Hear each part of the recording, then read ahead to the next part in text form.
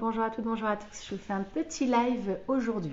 Je voulais partager avec vous une anecdote assez intéressante. Donc, je pense que là, vous êtes au courant, la France entière en tout cas est au courant que c'est la journée internationale des droits de la femme. Je vois beaucoup trop de posts sur la journée de la femme, même venant d'associations euh, féminines. Donc, je suis un petit peu étonnée. Donc c'est bien la journée internationale des droits de la femme. Et du coup, j'ai une anecdote à ce sujet. En fait, il y a quelques jours, j'ai été interviewée par un journal pour parler en fait du sexisme ordinaire en entreprise et de mon programme en fait, surtout du programme que j'ai qui s'appelle No Sexism, que je vous invite d'ailleurs à découvrir. J'ai mis en story le lien. C'est un programme en fait que j'ai voulu. C'est un programme court et pragmatique en fait où je décrypte 30 situations, 30 comportements, 30 actes, 30 propos sexistes qui sont soit du vécu en entreprise, parce que moi j'ai bossé 15 ans en entreprise et dans l'industrie, donc j'ai vu pas mal de situations, on va dire, vécu pas mal de propos sexistes, ou des situations dont j'ai été témoin ou qu'on m'a rapporté. Donc c'est vraiment que du concret, que du terrain, et je décrypte ces situations, et l'idée c'est de proposer en fait aux femmes une façon de réagir, comment avoir de la répartie, comment s'affirmer, comment poser ses limites, comment recadrer, le tout souvent avec humour, il n'y a pas besoin d'être agressive, mais en tout cas de vraiment poser ses limites, de travailler vraiment son assertivité, son affirmation de soi. C'est un programme que j'ai voulu qui me tient à cœur parce que c'est un sujet que je défends depuis longtemps. Vous le savez, je suis très engagée pour toutes les causes féminines, féministes et pour l'entrepreneuriat féminin. Et j'accompagne encore beaucoup trop de clientes sur ces sujets-là. Je vais vous donner qu'un exemple qu'on m'a rapporté et ça fait mal. Il y a 3 semaines, je crois, je déjeunais avec une amie qui me parlait en fait d'une personne qui a été nommée à un poste de directrice dans un grand groupe. Et cette personne-là, en fait, ce qui se disait sur cette personne-là, donc c'est une vraie évolution pour le groupe, hein, de nommer des femmes en comité de direction. Et ce qu'on disait en fait sur cette personne-là, c'est qu'elle avait été nommée d'abord parce que c'était une femme. Bon, ça, on va dire, allez, on passe avec la loi Rixa, on passe.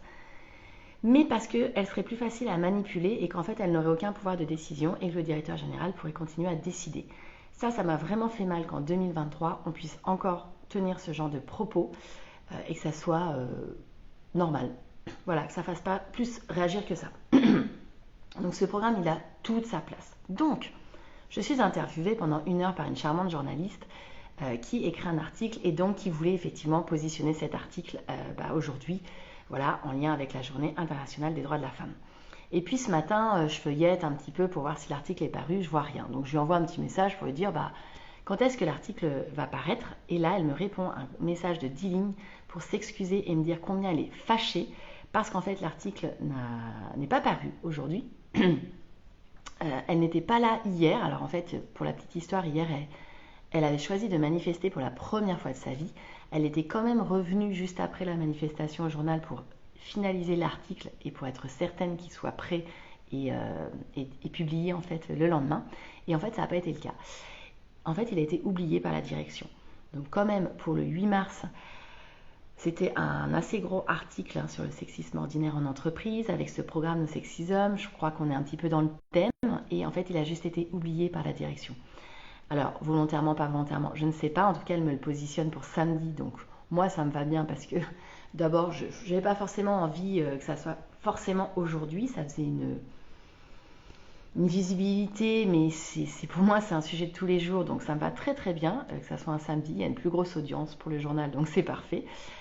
Mais néanmoins, elle était fâchée parce que de voir que finalement, c'était pas encore un sujet, que c'était pas un vrai sujet, que c'était pas un sujet euh, sur lesquels on pouvait porter son attention et que finalement aujourd'hui c'était pratiquement cette journée internationale, c'était pas vraiment un sujet quoi pour ce journal.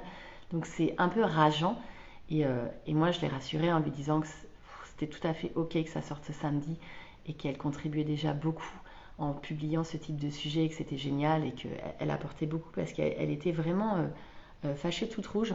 Elle m'a même dit qu'elle allait me contacter pour se faire coacher sur de la communication positive. C'était vraiment très très drôle d'en arriver à avoir ce type d'échange avec les journalistes. C'était très sympa.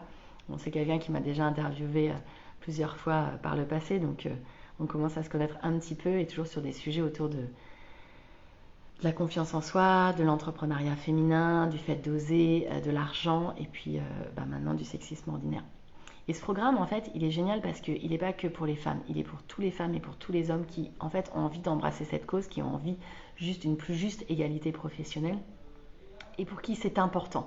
Et il est né, pour la petite histoire, en discutant avec mon conjoint qui a 2 filles et qui se sent particulièrement concernées effectivement par ce sujet-là. Et en discutant, il me disait vraiment, Nat, c'est vraiment ton sujet, ça a tellement de sens, tu as tellement d'anecdotes à raconter, c'est juste hallucinant. Et c'est vrai qu'en fait, ça a été très facile pour moi de trouver des anecdotes même autour de moi et de demander des témoignages. Pour la petite histoire, je voudrais faire une V2 avec des hommes. J'ai pas eu de témoignage d'hommes pour l'instant, c'est la réalité.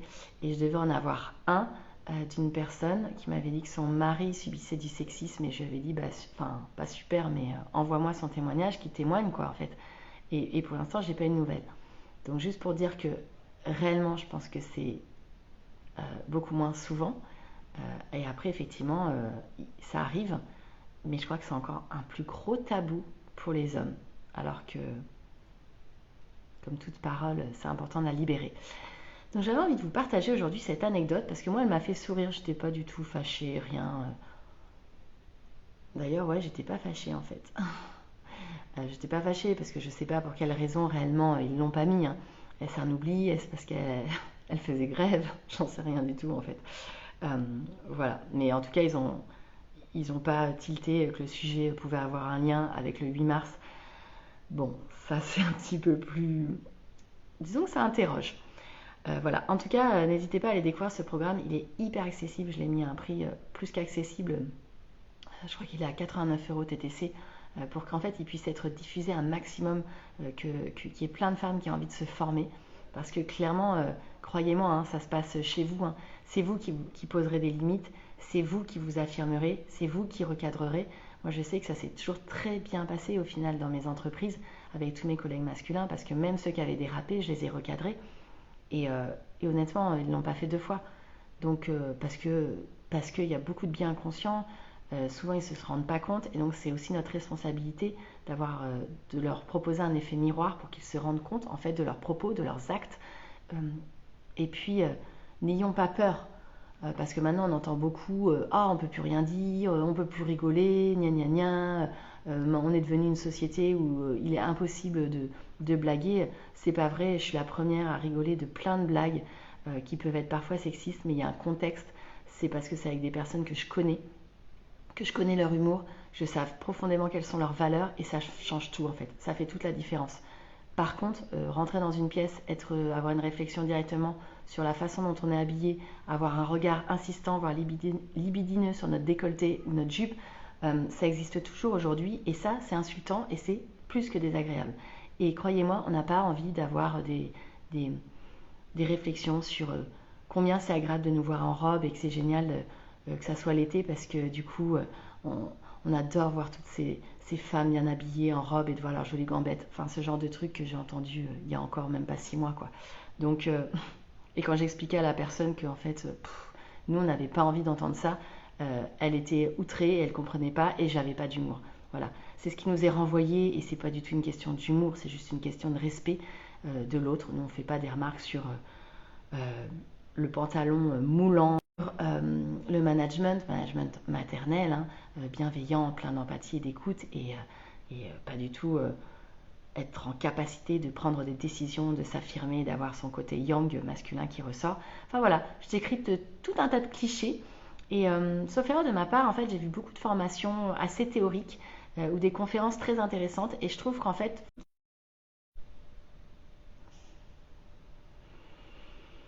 c'est en cours de connexion.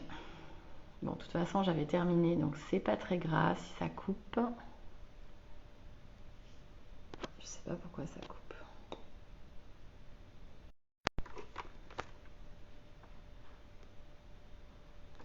Bon, bah, je vais arrêter la vidéo là. Je sais pas si on me voit ou si ça a complètement coupé, mais en tout cas, c'était ce que je voulais vous partager aujourd'hui en live. Je vous souhaite une belle après-midi. Je vous dis à demain pour le prochain live. Ciao!